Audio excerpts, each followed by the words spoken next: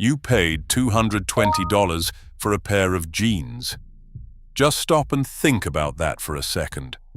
Not because spending money on clothes is bad, but because I want to show you what that $220 actually went to. It didn't go to a better fabric. It didn't go to some guy in Japan who's been sewing denim for 30 years. It went to a Super Bowl ad. It went to paying a celebrity to wear them twice and post a photo. It went to a store on Fifth Avenue where the rent alone costs more per month than most people make in a year. The jeans, those cost about $8 to make. Denim brands have been robbing you blind for years, and by the end of this video, you'll know exactly how to stop it. Let's get into it. Let's talk about true religion. Right now, today, you can walk into a mall and pick up a pair for $200 to $400, and on the tag it says, "Designed in the United States," which sounds great, until you read the next line. Produced through a global manufacturing network. That's a fancy way of saying Mexico, China, and wherever else is cheapest that week. The fabric itself, it's a standard cotton mix, the same type of material that brands 3 times cheaper use. The only thing that's different is that stitch on the back pocket, that horseshoe, and that stitching adds maybe $5 to the cost of making the jeans. $5. The rest of that $400 price tag, that's paying for the logo, the stores, the deals with people you see on your phone every day. True Religion describes itself as a global denim brand focused on premium craftsmanship and bold design. But when you ask them where exactly your jeans were made, their website labels everything simply as imported. And their own customer service couldn't point to a single US-made item when asked directly. You're not paying for a better pair of jeans, you're paying for a story. Let's talk about 7 for all mankind. Right now, these jeans sell for $150 to $250, sitting in high-end department stores, wrapped in clean packaging, looking every bit like something worth the price. And on the surface, that makes sense. It's a well-known name, it's been around for years, and it carries itself like a serious premium brand. But here's what they don't put on the label. 7 for all mankind is owned by a company called Delta Galil, and Delta Galil's biggest business isn't premium denim. It's making private label basics, underwear and sleepwear for mass-market retailers. So the same corporate machine that's deciding what goes into your $200 jeans is the exact same one supplying budget underwear to big box stores. This isn't a small side operation. Delta Galil has 25,000 employees and does over $2 billion in revenue. Therefore, 7 for all mankind isn't the focus. It's just one brand in a very large portfolio, sharing infrastructure with dozens of other labels, all managed by the same people chasing the same margins. So when you see that price tag, you're not paying for what's inside the fabric. You're paying for what this brand used to mean, back when it was independent and people actually cared. That conversation ended a long time ago. The name stayed. The substance didn't. Now, Diesel is an interesting one, because at least they are honest about what they are selling. Sort of. A standard pair of Diesel jeans sits between $150 and $300 right now, and the brand makes no secret of the fact that it is built around image. Bold campaigns, loud branding, flagship stores in the most expensive cities in the world. That is the product. The jeans are almost secondary. But here is where it gets uncomfortable. Someone has to pay for all of that, and that someone is you. Diesel's parent company is OTB Group, and they closed 2025 with 1.7 billion euros in revenue. That is a massive machine to keep running. Retail locations, marketing campaigns, fashion shows, global expansion. They are currently opening 50 new stores across new markets over the next 5 years. So every time you buy a pair of diesel jeans, you are not just buying denim, you are funding that expansion.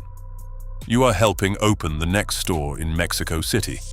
And therefore, what ends up in your hands is a pair of jeans made from conventional fabric. No special looms, no rare cotton, no construction techniques that justify the price, wrapped in one of the most expensive marketing machines in the fashion industry.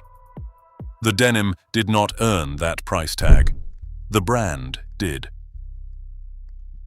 G-Star built their whole identity on 2 words, raw denim.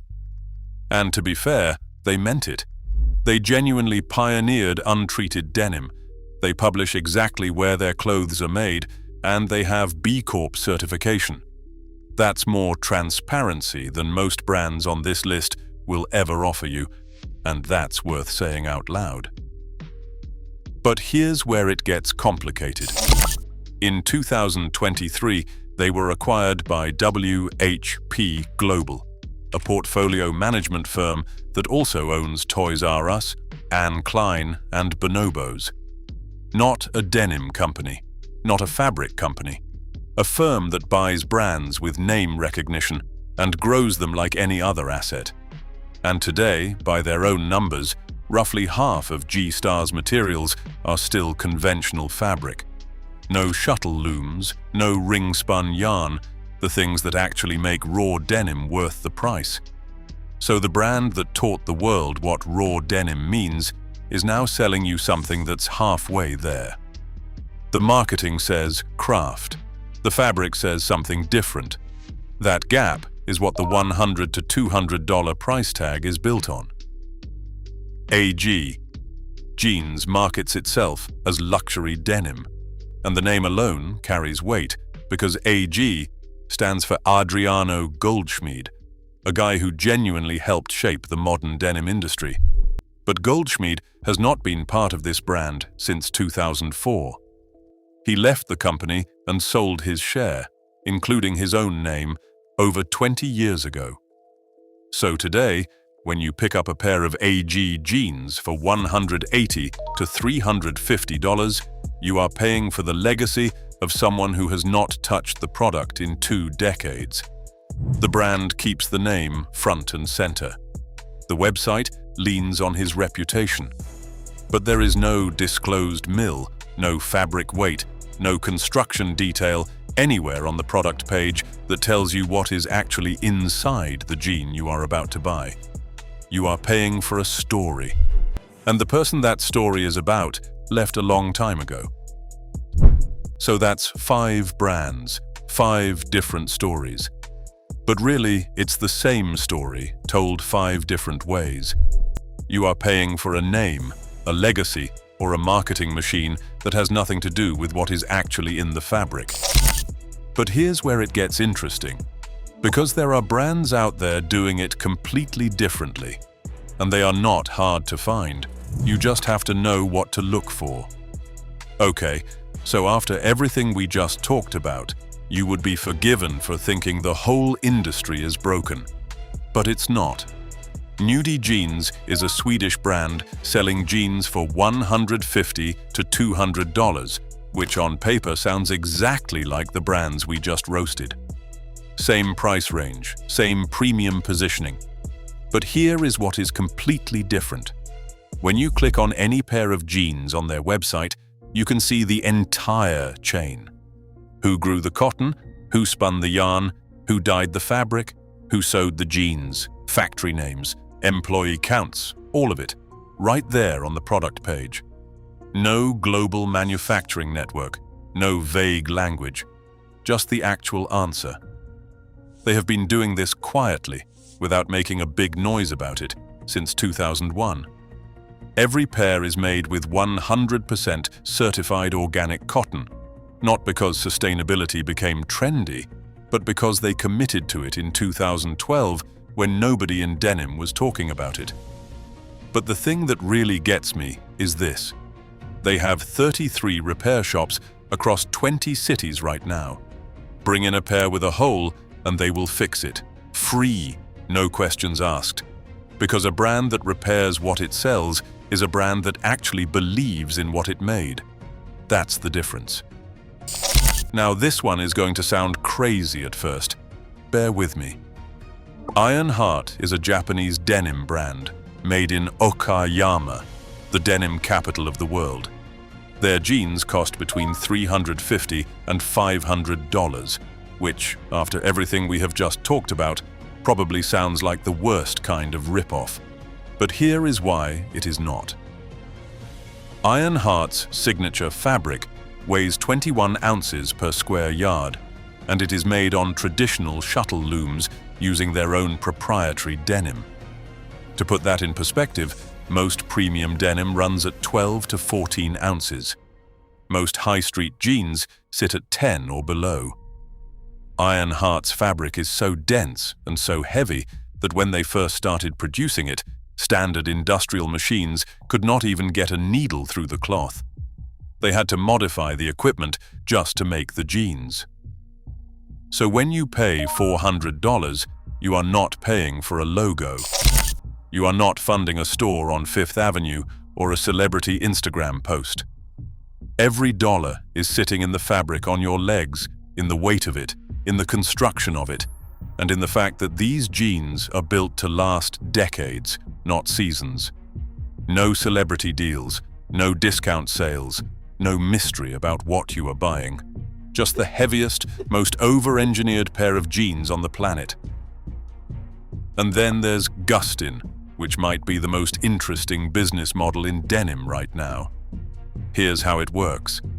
Gustin doesn't make a single pair of jeans until you have already paid for them. Every drop starts as a crowdfunding campaign. You commit, enough people commit, and only then does production begin. No inventory sitting in a warehouse, no unsold stock being marked down 60% in January. Just exactly what people actually want, made to order. And because that whole system cuts out the retail markup, the warehousing costs, and the guesswork, you end up with Japanese selvage denim from mills like Kuroki and Okayama, sewn in the USA for between $99 and $169. That's the same quality of fabric that other brands charge $300 for. Same mills, different business model. But here's the part that really matters. Before every single campaign, Gustin tells you exactly which mill the fabric came from. Not after you buy it, before. So the price is set before production starts, which means there is no room to quietly inflate the margin. You know what you're getting. You know what you're paying for. In this industry, that's rare. So here's what it all comes down to. The denim industry isn't broken, but it is built on the assumption that you won't look too closely, that you'll see a price tag, feel the weight of a name you recognize, and hand over your money without asking what's actually inside the jean. And most of the time, it works. But now you know what to look for. Brands that tell you which mill made the fabric. Brands that publish who sewed your jeans and what they got paid. Brands that will repair what they sell you because they actually believe it's worth keeping. That's the difference between paying for a story and paying for a jean. Next time you're standing in a store, turn up the cuff. If there's a clean-colored thread running along the edge of the seam, that's a selvage ID. That's a brand that started with the fabric instead of the marketing budget. The thread tells the truth. And if this opened your eyes a little, there is a lot more where this came from. Hit subscribe so you do not miss what is next.